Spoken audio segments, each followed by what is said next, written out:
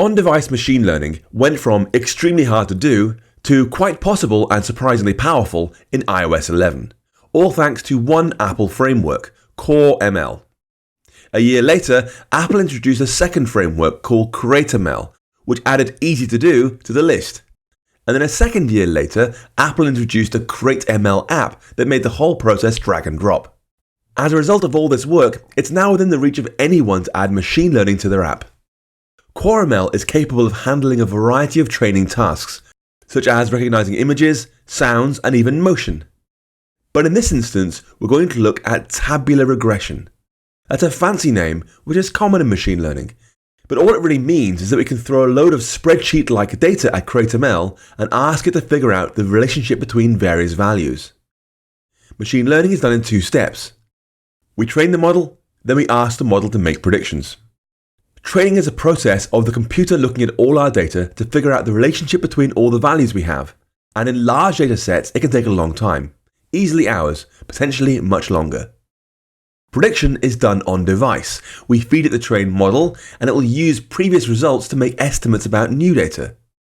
Let's start the training process now. Please open the CreateML app on your Mac.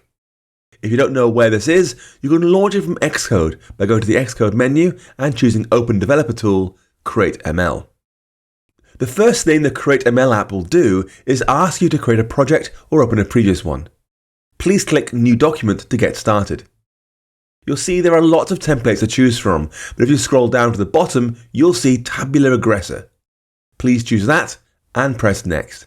For the project name, please enter BetterRest, then press Next. Select your desktop, then press Create. This is where CreateML can seem a little tricky at first, because you'll see a screen with quite a few options. Don't worry though, once I walk you through it isn't so hard. The first step is to provide CreateML with some training data. This is the raw statistics for it to look at, which in our case consists of 4 values. When someone wanted to wake up, how much sleep they thought they'd like to have, how much coffee they drank per day, and how much sleep they actually need. I provided this data for you in BetterRest.csv, which is in the project files for this project. This is a comma-separated values dataset that CreateML can work with, and our first job is to import that.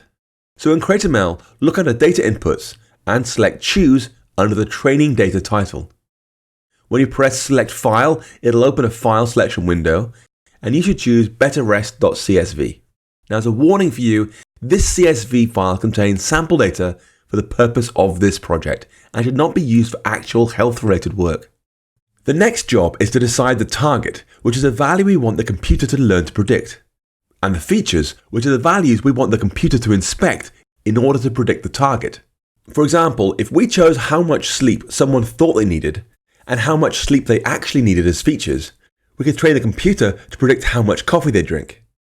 In this instance, I'd like you to choose actual sleep for the target, which means we want the computer to learn how to predict how much sleep they actually need. Now press Select Features and select all 3 options: Wake, Estimated Sleep, and Coffee. We want the computer to take all 3 of those into account when producing its predictions.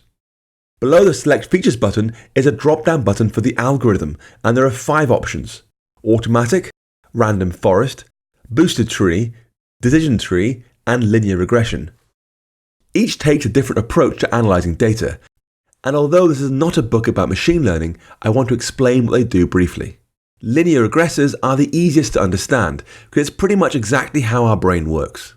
They attempt to estimate the relationships between your variables by considering them as part of a linear function, such as apply algorithm var1, var2, var3. The goal of a linear regression is to be able to draw one straight line through your data points, where the average distance between the line and each data point is as small as possible.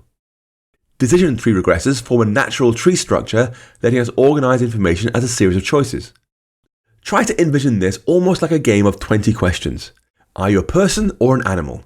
If you're a person, are you alive or dead? If you're alive, are you young or old? And so on. Each time the tree can branch off depending on the answer to each question, until eventually there's a definitive answer. Boosted tree regressors work using a series of decision trees, where each tree is designed to correct any errors in the previous tree. For example, the first tree takes its best guess at finding a good prediction, but it's off by 20%. This then gets passed to a second tree for further refinement, and the process repeats. This time though, the error is down to 10%. Then a third tree where it's down to 8%, and a fourth tree where it's down to 7%, and so on. The random forest model is similar to boosted trees, but with a slight difference.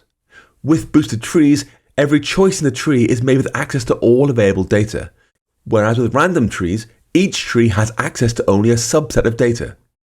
This might sound bizarre. Why would you want to withhold data? Well, imagine you're facing a coding problem and you're trying to come up with a solution. If you ask a colleague for ideas, they'll give you some based on what they know. If you ask a different colleague for ideas, they're likely to give you different ideas based on what they know. And if you ask 100 colleagues for ideas, you'll get a range of solutions. Each of your colleagues has a different background, different education, and different job history than others, which is why you get a range of suggestions. But if you average out the suggestions across everyone, go with whatever most people say, regardless of what led them to that decision, then you have the best chance of getting the right solution. This is exactly how random forest regressors work. Each tree has its own view of your data that's different from other trees, and combining all their predictions together to make an average, you stand a great chance of getting a strong result. Now, helpfully, there is an automatic option that attempts to choose the best algorithm automatically. It's not always correct, and in fact does severely limit the options we have, but for this project it's more than good enough. When you're ready, click the train button in the window title bar. After a couple of seconds, our data is pretty small, you'll see some result metrics appear. The value we care about is called root mean squared error, and it should get a value around 180. This means on average, the model was able to predict suggested accurate sleep time with an error of only 180 seconds, or 3 minutes. Even better, if you look in the top right corner, you'll see an ML model icon saying output, and it has a file size of 438 bytes or so. CreateML has taken 180 kilobytes of data and condensed it down to just 438 bytes, almost nothing. Now 438 bytes sounds tiny, I know, but it's worth adding that almost all of those bytes are metadata.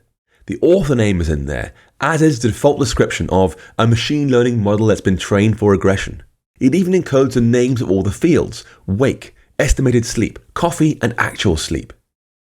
The actual amount of space taken up by the hard data, how to predict the amount of required sleep based on our 3 variables, is well under 100 bytes. This is possible because CreateML doesn't actually care what the values are, it only cares what the relationships are. So it spent a couple of billion CPU cycles trying to figure out various combinations of weights for each of the features to see which ones produce the closest value to the actual target. And once it knows the best algorithm, it simply stores that. Now that our model's trained, I'd like you to drag the icon from CreateML to your desktop so we can use it in code. Now tip, if you want to try training again, perhaps to experiment with the various algorithms available to us, click Make a Copy in the bottom right corner of the CreateML window.